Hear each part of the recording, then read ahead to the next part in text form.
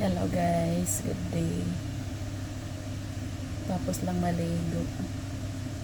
Anyway, ay kwento ko lang sa inyo about sa ano na naman, sa aking pinagtrabahuan. Ito na yung part 2. Part 2 na to guys. Anyway, sa madaling salita, nagbabalat ako ng patatas. Sa madaling salita guys, last ko na ngayon sa pagtatrabaho sa kanya kasi sinabihan na ako ng sa office na last na ngayong araw sa pagtatrabaho sa kanila kasi hindi pa rin siya nagbabayad ng ng pinagtrabahuan ko. Hindi pa rin siya nagbabayad. So, hindi na ako doon papatrabahuin ng ko, boss. Hanggat hindi siya nagbabayad. Tapos, sa sa Merkulis, ibang employer na naman aking pagtatrabahuan. So, hindi ko na rin sinabi sa pinagtrabahuan ko ngayon. Kasi gusto ko malaman niya na doon mismo yung, tatawag siya doon sa office kung ano nangyari na. Bakit hindi ako tatrabaho sa kanila sa Merkulis. So gusto ko siya ang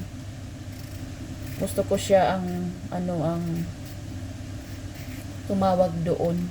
Ayoko naman siya pangunahan. So alam na yan siguro niya kung hindi ako punta doon sa sa Merkulis. Alam niya kung bakit hindi ako punta kasi hindi pa siya nagbabayad guys sa pinagtrabahuan ko.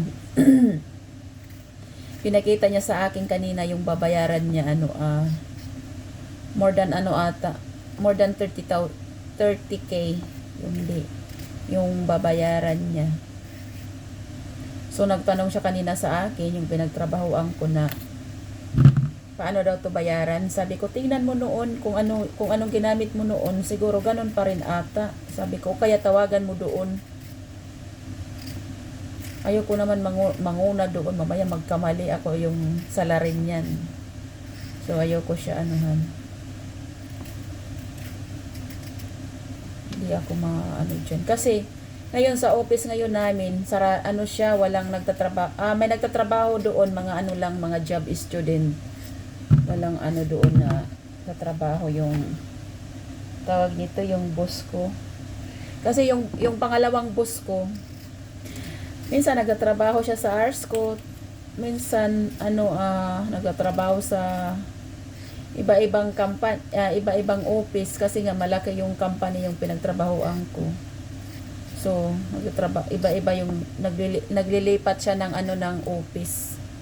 Pag wala sa Arsco, ibang office yung niya pinupuntahan pag ibang araw. Tagal na rin hindi ako nakapunta doon sa office eh. Pumunta lang ako doon pag may kailangan ako. Pag wala akong kailangan, kasi normally yung mga binabayad sa akin ng mga client, yung yung electronic distancing sheet na, hindi na yung papel. So, minsan na lang ako pupunta doon. Pag kailangan ko ng ng hand gloves, pupunta ako doon para manhingi. Siguro mga Martes punta ako doon, di ko lang alam. Hingi ako ng hand gloves kasi malamig na. Kailangan ko ng medyo makapal-kapal na hand gloves. Tapos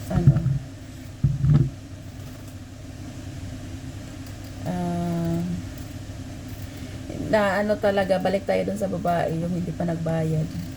Hindi niya alam na hindi na ako pupunta doon sa kanila. Ang alam niya, pupunta pa ako ngayong Merkulis. Sabi niya, see you in sa Wednesday daw. Sabi ko, o sige. Pero hindi na ako nagsabi na na mga ganun-ganun kasi ayaw ko siya pangunahan. Gusto ko kasi siya ang tumawag doon sa office para alam niya. Para alam niya. Ayan, nugasan ko muna to tapos isalang ko at magkuha ako ng isda sa garahe. Ako Magpagsiw ako ng maliliit na isda tapos yung iba prituhin. Yung 1 kilo. Patiin ko. Para magandang ako.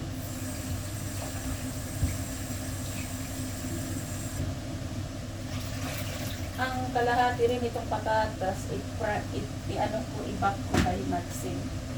Yung sa tatay, ano lang, ilaga ko lang yan. Para, ano, less than cholesterol.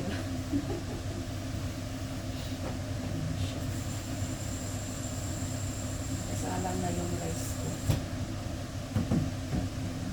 Yan, i-ready ko lang yung patatas. Isa lang ko na rin ito kasi habang busy ako maglinis ng isda ng maliliit, ito is ma-ready na rin. Ang ulam nila ngayon, ano, kipsati, tapos ang burger. Ayan, nagpapaulam ko sa kanila. Tapos, ano, bagyo beans, yung ano, gulay ng tatay. Para may gulay siya. Ewan ko kung anong gulay yung lulutuin ko para sa atin. Yan.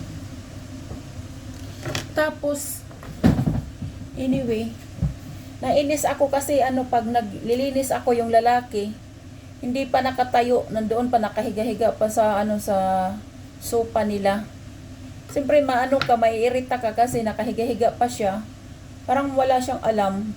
Sabi niya, ay, siguro naririnig niya ata yung ano, yung stop soiger ba kasi maingay yung vacuum. Maingay, naglilinis ako dun sa living. Nakahiga-higa pa siya, nakahilata pa. Tapos, sabi ko, okay ka lang? Sabi niya, masakit ang ulo niya. Akala ko kasi ngayong Monday, may pasok siya, Merkulis pa pala. Kaya sabi ng babae, hindi tayo ngayon nakapag-usap pa. Namiss niya yung kwentuhan namin na buang-buangon. Kaya ano yun, ano siya. Hindi na tayo ngayon nakapag-usap-usap.